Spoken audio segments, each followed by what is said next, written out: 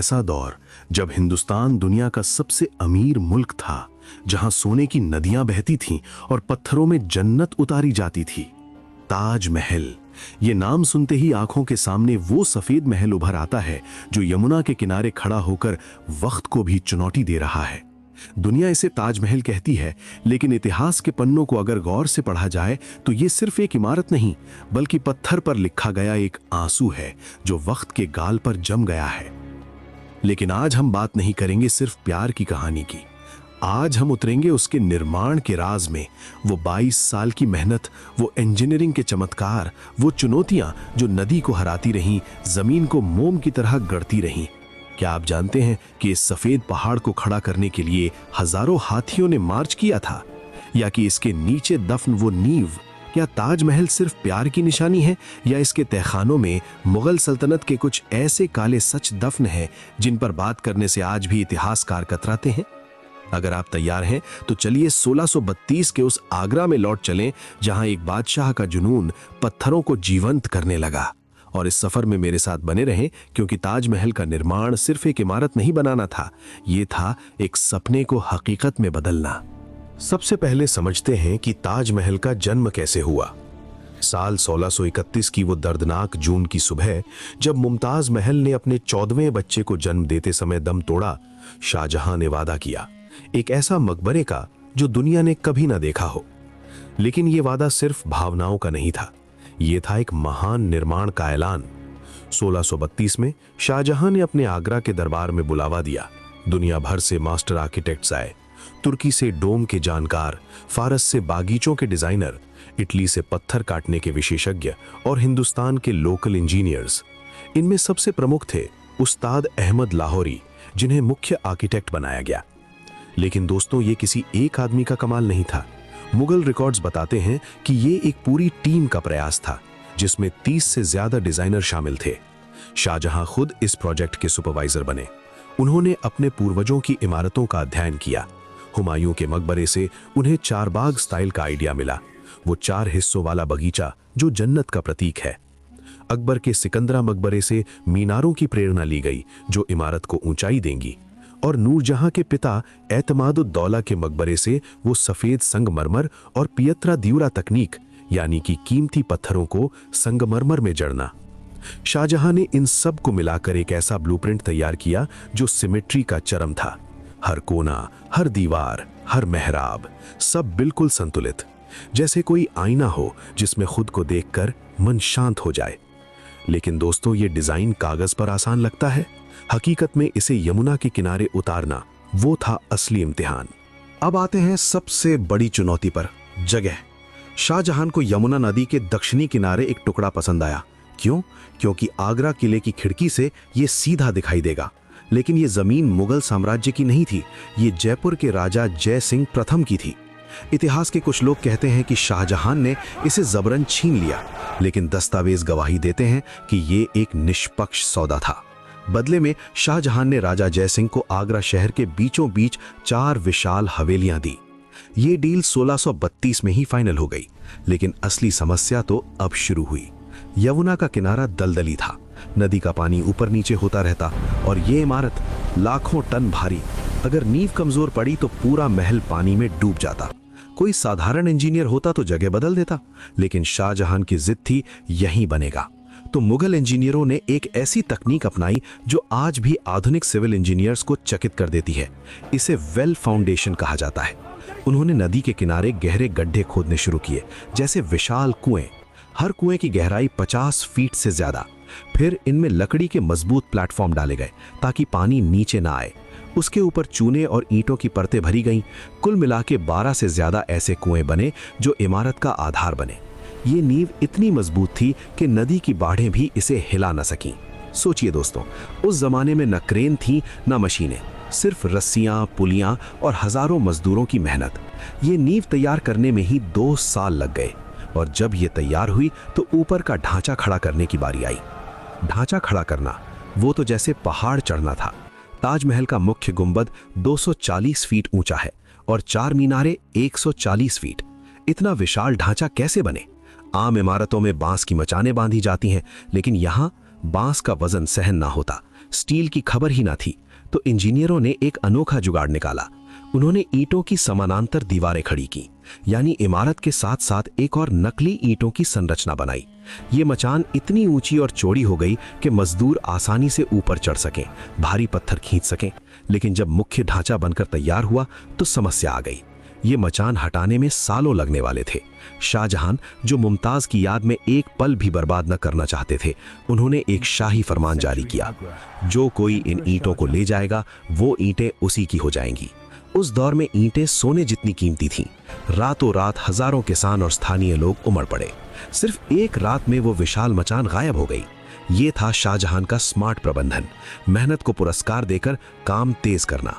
अब बारी थी असली सुंदरता की। ढांचा तैयार था, लेकिन ये अभी कच्चा ईंटों का ढेर था। इसे सफेद जन्नत बनाना था। सफेद संगमरमर, ये ताजमहल की जान था। शाहजहां ने पूरे हिंदुस्तान की खाक छान ली। मध्य प्रदेश, गुजरात, हर जगह गए, लेकिन परफेक्ट सफेदी न मिली। आखिरकार राजस्थान के मकराना की खदानों में वो चमत्कार मिला। ये संगमरमर इतना सख्त था कि सदियों तक पीला न पड़े, इतना चमकदार कि सूरज की किरणें उसमें कैद हो जाएं। लेकिन मकराना आगरा से 400 किलोमीटर दूर था। हजारों टन भारी चट्टानों को कैसे लाया जाए? उस वक्त न ट्रक थे न रेल, तो मुगलों ने एक पूरा लॉजिस्टिक साम्राज्य खड़ा कर दिया। लगभग 1000 हाथियों की फौज तैयार की गई।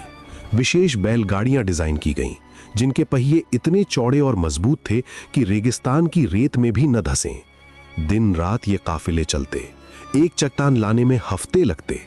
आगरा पहुंचने पर गुंबद की ऊंचाई तक पत्थर कैसे? इंजीनियरों ने 15 किलोमीटर लंबा मिट्टी का रैंप बनाया। यह रैंप इतना चिकना था कि बैलगाड़ियां और हाथी धीरे धीरे ऊपर चढ़ सके। ऊपर पहुंचकर पत्थरों को चाबुकों और रस्सियों से सही जगह फिट किया जाता। कुल मिलाकर 20,000 मजदूर दिन रात काम करते। उनके लिए ताजगंज नाम की बस्ती बसाई गई। घर, बाजार, मस्जिदें, सब कुछ। ये बस्ती आज भी आगरा में बसी हुई है, जैसे निर्माण की यादें जिंदा हों। लेकिन दोस्तों, सिर्फ सफेद संगमरमर से ताजमहल अधूरा था। शाहजहां चाहते थे कि ये आसमान का टुकड़ा लगे, तारों से जड़ा। इसलिए अपनाई गई पियत्रा द्योरा तकनीक। ये इतालवी स्टाइल थी, लेकिन मुगलों ने इसे परफेक्ट किया। संगमरमर की सतह पर महीन चाकू से फूल पत्तियों के डिजाइन उकेरे जाते, फिर कीमती पत्थरों को काटकर बिल्कुल फिट करके जड़ दिया जाता। कुल 28 प्रकार के पत्थर यूज हुए। नीला लापिस लाजुली अफगानिस्तान से आया, जो आकाश का रंग देता है। फिरोजा तिब्बत से, जो हरे फूलों को जान डालता है। जेड और क्रिस्टल चीन से, जो चमक बढ़ाते हैं। कार्नेलियन अरब से, लालिमा के लिए। जैस्पर पंजाब से और नीलम श्रीलंका से। शाहजहां ने अपने दूत दुनिया भर में भेजे। व्यापारिक रास्तों से ये पत्थर मंगवाए गए। दीवारों पर जड़ने के बाद ये डिजाइन इतने जीवंत लगते कि लगता जैसे फूल खिल रहे हों। लेकिन ये सिर्फ सजावट नहीं थी, ये थी ऑप्टिकल जीनियस।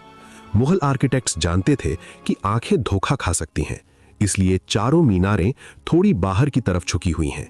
दूर से देखें तो सीधी लगेंगी, अगर सीधी होती तो परसेप्शन से लगता कि गुंबद पर गिर रही हैं। साथ ही भूकंप आने पर ये मीनारें बाहर गिरेंगी, मुख्य इमारत को बचाएंगी। मुख्य द्वार पर कुरान की आयतें लिखी गईं। नीचे के अक्षर छोटे, ऊपर के बड़े, लेकिन नीचे से देखने पर सब एक साइज के लगते हैं। ये कमाल था कैलीग्राफर अमानत खान का। और जब आप मुख्य गेट से अंदर जाते हैं तो ताजमहल पहले छोटा लगता है, फिर बड़ा। ये ट्रिक इसलिए ताकि विदा लेते वक्त ये आपकी यादों में और बड़ा हो जाए। अब वो रहस्य जो सदियों से बहस का विषय बना हुआ है, क्या शाहजहां ने हाथ काट दिए? ये कहानी हर स्कूल में सुनाई जाती है, लेकिन सच्चाई इससे कोसों दूर है। समकालीन इतिहासकारों जैसे अब्दुल हमीद लाहौरी या कजवीनी के लेखों में कहीं हाथ काटने का जिक्र नहीं, बल्कि सबूत उल्टे हैं। ताजमहल के कई कारीगरों ने बाद में शाहजहानाबाद यानी दिल्ली का लाल किला और जामा मस्जिद बनाई। अगर हाथ कटे होते तो वो कैसे काम करते? असल में ये एक मुहावरा था। शाहजहां ने कारीगरों से कॉन्ट्रैक्ट साइन करवाया कि वो ऐसी दूसरी इमारत किसी और राजा के लिए न बनाएं। बदले में उन्हें जिंदगी भर पेंशन दी गई। वक्त के साथ हाथ बांधना हाथ काटना बन गया। लेकिन असली काला रहस्य तहखाने में है। ताजमहल के चबूतरे के नीचे यमुना की तरफ 22 कमरे हैं। दरवाजे ताले लगे, जालियां बंद। कुछ लोग कहते हैं यहाँ हिंदू मंदिर दफन है या देवी देवताओं की मूर्तियां हैं, लेकिन पुरातत्व सर्वेक्षण ऑफ इंडिया ASI की रिपोर्ट साफ है। ये कमरे इंजीनियरिंग का हिस्सा हैं। ताजमहल मेहराबों पर खड़ा है ताकि वजन बराबर बटे। ये कमरे उसी आर्च सिस्टम का सपोर्ट है। दूसरा कारण मार्बल कैंसर। इंसानी सांसों से निकलने वाली कार्बन डाइऑक्साइड नमी के साथ रिएक्ट करके ताजमहल को झाड़ देती, इसलिए इन्हें सील रखा गया। हाल ही में ASI ने कुछ तस्वीरें जारी की। खाली दीवारें, सिर्फ मरम्मत का काम। कोई खजाना नहीं, कोई मूर्ति नहीं। 1648 तक मुख्य मकबरा तैयार हो गया, लेकिन ताजमहल सिर्फ मकबरा नहीं, पूरा परिसर था। इसके चारों तरफ 4 बाग, पानी के नालों से सजा बगीचा जो जन्नत की नकल था। पूर्व में मस्जिद, पश्चिम में मेहमान खाना। ये सब 1654 तक पूरे हुए। कुल 22 साल, करोड़ों का खर्च। मुगल खजाना जो दुनिया की GDP का 25% था, खाली हो गया। लेकिन शाहजहां को कोई अफसोस न था। ये था उनका वादा पूरा। लेकिन एक अफवाह आज भी घूमती है, काला ताजमहल। फ्रेंच यात्री तावर्नियर ने लिखा कि शाहजहां यमुना के दूसरे किनारे काले संगमरमर का दूसरा ताज बनवाना चाहते थे, चांदी के पुल से जुड़ा। 1990 में ASI ने मेहताब बाग में खुदाई की, काले पत्थर मिले। लगा सच है, लेकिन लैब टेस्ट में पता चला वो सफेद संगमरमर ही थे, सदियों की मिट्टी से काले पड़े। असल में मेहताब बाग का पुल रात में ताज की परछाई दिखाता, जैसे काला ताज पानी में उतर आया। शाहजहां की कलात्मक सोच का कमाल। लेकिन दोस्तों, निर्माण खत्म होते ही मुगल साम्राज्य की कहानी भी मुड़ गई। 1657 में शाहजहां बीमार पड़े। उनके बेटे औरंगजेब ने साजिश रची, आगरा किले में कैद कर दिया। लेकिन मुसम्मन बुर्ज की खिड़की से ताज दिखता रहा। उनकी बेटी जहां आरा ने बिस्तर के पास आईना लगवाया, लेटे लेटे देख सके। 1666 में शाहजहां की मौत हुई। उनका जनाजा सादा चूर दरवाजे से मुमताज के बगर में दफनाया गया, जिससे सिमेट्री थोड़ी बिगड़ी। ऊपर जो कब्रें दिखती हैं वो नकली सेनोटैफ्स हैं। असली तहखाने में सादा कमरा। इस्लाम